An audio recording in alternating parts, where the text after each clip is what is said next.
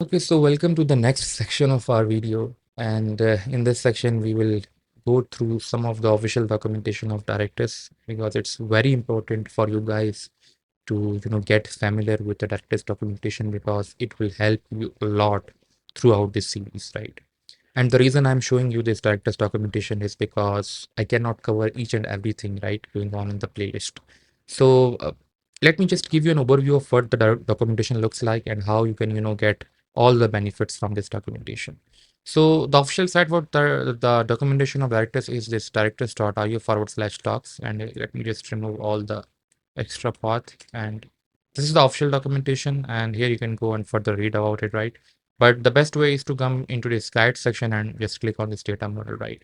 Now, if you click on the left side or, see on the left side, you can see that we are having the documentation related to each of the features present in Directus, right? So if you want to play with the data model, you can come into this section and you can have all the documentations related to data model. And same goes with the other features as well, right? And we will be covering the rest of the documentation while we will be covering, those sections as well.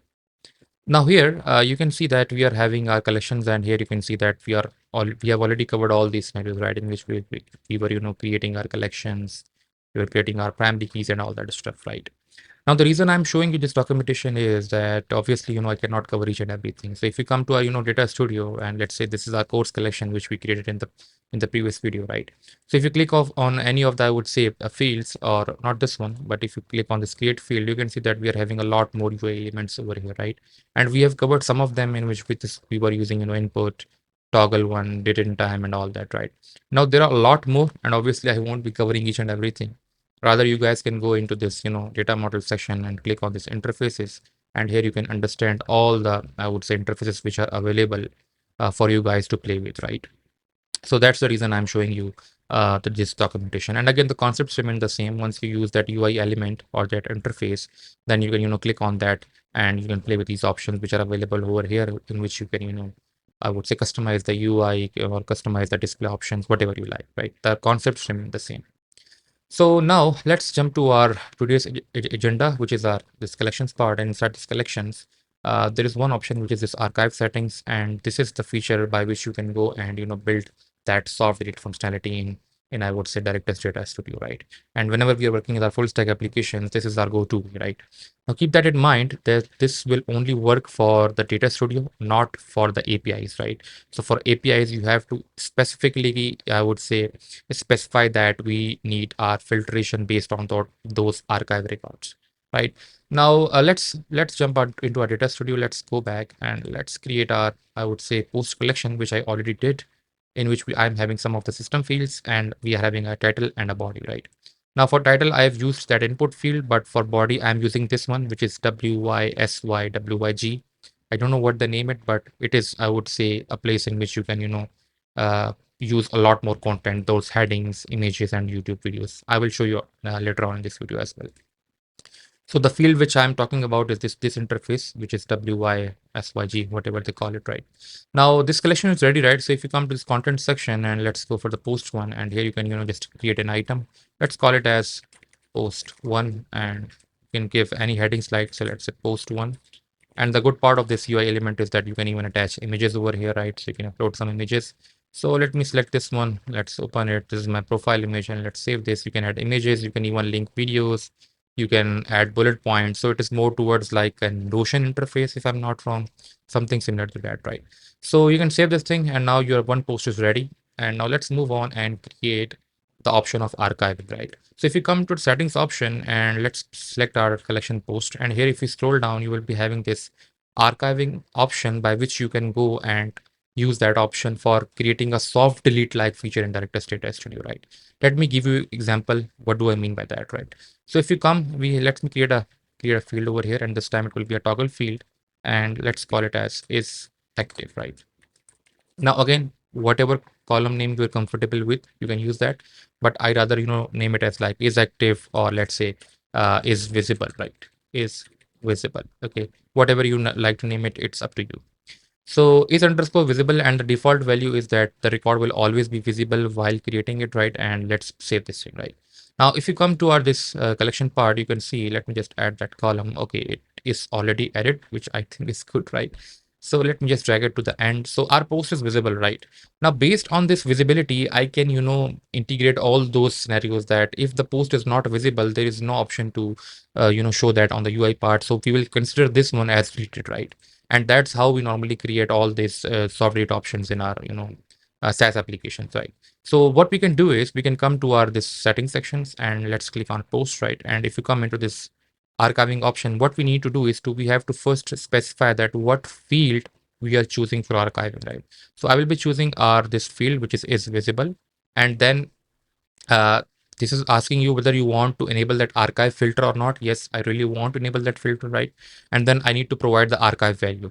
Now this value is the one which will tell Director's Data Studio that this value is archived, right? Which for me is that false. So any record which is false, if the is visibility is false, the value is archived. But if the value is true, then it is unarchived, right?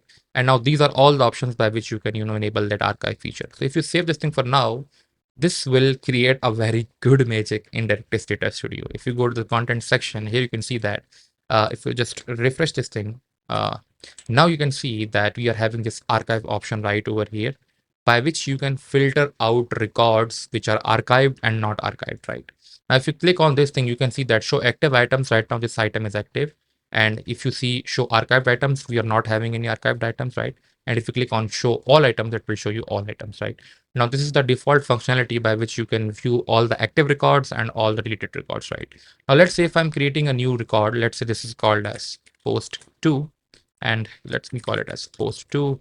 And I will go with the default one, will not be adding any extra images. And now I'm saying that this is will not be visible for the first time when this will be created, right? Because I want my team to review this post and then publish it, right? So if you save this thing, now you can see that right now it is saying show active items, and the second post which we have created is not being shown. The reason is because it has been archived, right? Now, if you click on show archived options, you can see that the record which we have created recently is placed in the archived item site over here, which means that it is deleted, right? And if you click on show items, so it will go you ahead and show you both the items as well, which is archived and unarchived, right? So this is one of the features of Directors by which you can go ahead and, I would say build that soft read functionality based on your, business use case. Now keep that in mind, that, if you go to this, let me go in this archive section over here, this only works on the Data Studio part right over here. You can see that this will not work on the API section, right? So for APIs, you have to clearly mention the filter that we only want archived and unarchived records. Okay, it will not work automatically by the APIs. You have to clearly mention that archive option in the filters, right? So now that was, I would say, the summary of that archive option, how we could, archive our records and, create all that soft delete functionality, right? Now, moving on, there is one extra feature which I like to mention before ending the video, and that is this content versioning, right? Now, for understanding this, content versioning scenario, just think of it as a, I would say, kit for your content, right? So version control for your content in simple terms, right? Let me explain you what do I mean by that, right? Our post collection, right? And now you can enable content versioning by going into our, settings, data model, and just select your desired, I would say, collection. For R, it will be, posts. And once you come into the settings of post collection right over here, you can scroll down and you can just click on this content versioning right over here. Okay. So just save this thing right over here, enable versioning, and just save it, right? Now this will go and enable all of that content versioning stuff in your Directors Data Studio for that post collection, right? Now, if you come to this content section right over here, you can see that nothing has changed. But if you click on this single record, you can see that we are having now a drop down right over here, which is saying main, right? Now, think of this as branching in Git, right? So we are having multiple branches, and right now we are standing at our main branch of our, I would say, this content, right? Now you can go ahead and you can, create multiple branches, right? And I've already created a version 1.2, but let's say that somehow I need to update this post, right? And now I cannot do it directly, because if I, let's say, come over here and let's say and update it and directly save this, so it will be reflected on my front end, right? But that's what I don't want, right? I want a review mechanism in which someone in my team can come in, make the updates, and then I will be reviewing all those updates, and once I'm satisfied, I will move that content into our main section so that it gets published in our UI section or in our front end, right? That's what a flow should look like, right? Now for that, what you have to do is to just, discard changes, let's come over here and let's create our main version, right? So let's call it as new version, or maybe let's call it as new underscore version, and let's call it as 1.2. Okay, not a good naming convention, but just for an example, right? So let's save this thing, and now this is our new, you can see that now we are at our new version, which is 1.2, and here someone can come in and can make the updates, right? So let's say this is post one updated for now, and post one, let's call it as updated, right? And let's save this version now. Okay, now since our version is saved, someone in our team can come and tell me that, yeah, I've created a new version and I have made all those changes in the post. Can you just come in and review it? And then once you're satisfied, you can move that into our main section, right? So for that, you can see that now in our revision section, we are having this version which is saved. If you can click come over here, you can click over here. And now since I'm an admin user, I can come in and review all these, version. So here you can see that I'm reviewing all these versions. And once I'm satisfied, I can just click on this save, and now it has been saved, right? And now what I can do is once I'm satisfied, I've saved that version that, yeah, it is up to the mark. Then I can come over here. I can, just select that desired version. And now then I can click over here, which is saying that promote version, right? Now, once you click on this, you can come over here and you can see that this will give you all the changes difference. Same feature like a Git one, right? In which you are having side by side, I would say difference. So post one, you can see that it was first post one, and now it is saying that post one updated. Then you can see the first, this was the body, and now we are having another body in which you can see a clear difference of this updated keyword right over here. Okay. And once I'm seeing the changes that this was our main version, and now this is our main version right over here. And once I'm satisfied with all the changes, I can, as well as I can also preview the, newly created post as well. And once I'm satisfied with all the changes, what I can do is I can just click on save, and this will go and promote this new version to our main version, right?